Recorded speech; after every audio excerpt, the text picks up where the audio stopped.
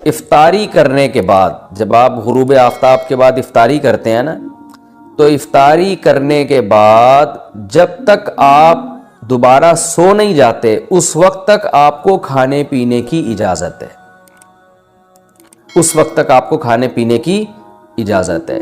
ایک بات، جیسے ہی آپ کی آنکھ لگ گئی دوبارہ اٹھے تو بس اب کھانا پینا آپ پر دوبارہ کیا ہو گیا؟ حرام ہو گیا، یعنی روزہ آپ کا شروع ہو گیا۔ ایک حکم تو یہ تھا۔ دوسرا یہ تھا کہ جیسے روزے کی حالت میں زوجہ سے ہم بستری کی اجازت نہیں تھی، اسی طرح رمضان کی راتوں میں بھی زوجہ کے قریب جانے کی اجازت نہیں تھی، اور اس پر کفارہ تھا کہ 60 روزے مسلسل رکھنے پڑیں گے آپ کو۔ تو بعض صحابہ سے یہ کوتاہی ہو گئی۔ ایک صحابی رسول اللہ صلی اللہ علیہ وسلم کے پاس آئے، بڑا دلچسپ واقعہ ہے۔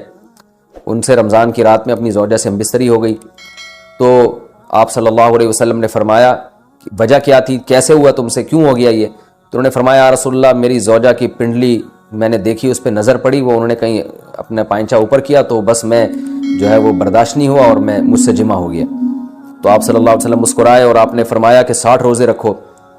انہوں نے فرمایا، یا رسول اللہ، ایک روزہ نہیں، اتنا مشکل ہے ایک روزہ رکھنا، تو 60 کیسے رکھوں گا؟ آپ نے فرمایا جو ہے 60 مسکینوں کو کھانا کھلاؤ 2 ٹائم کا۔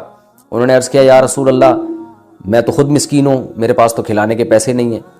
تو اب اسلام میں اصل حکم تو یہ ہے کہ اگر روزے کی حالت میں آپ زوجہ سے ہم بستری کر لیں تو لگاتار 60 روزے رکھنے پڑتے ہیں۔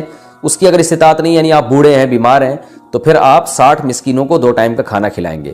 اس کی استطاعت نہیں ہے تو اب کچھ نہیں کرنا، اب یہ انتظار کرنا ہے کہ جب استطاعت پیدا ہو جائے تو 60 مسکینوں کو کھانا کھلانا ہے آپ نے، ورنہ بیٹھے رہیں آرام سے۔ لیکن نبی صلی اللہ علیہ وسلم نے ان کی دل جوئی کے لیے، اور کہ چلو کچھ تو تھوڑی بہت ان کو سزا ملے، تو آپ صلی اللہ علیہ وسلم نے ان کو حکم دیا کہ اچھا چلو 60 مسکینوں کو کھلا بھی نہیں سکتے، غریب ہو، تو پھر ایسا کرو کہ صحابہ کو حکم دیا۔ اچھا پھر انہوں نے فرمایا کہ آپ صلی اللہ علیہ وسلم نے فرمایا کہ ٹھیک ہے، صحابہ کو حکم دیا ان کے لیے کچھ چندہ کرو اور ان کو دو تاکہ یہ کسی غریب کو صدقہ کر دیں، کچھ تو تلافی ہو نا جو غلطی ان سے ہوئی ہے۔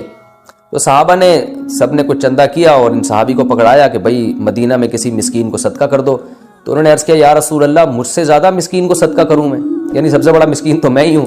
تو آپ صلی اللہ علیہ وسلم ہنس پڑے اور آپ صلی اللہ علیہ وسلم فرمایا، جاؤ کھاؤ، ٹھیک ہے نا، کھاؤ اور اپنے اہل و عیال کو کھلاؤ۔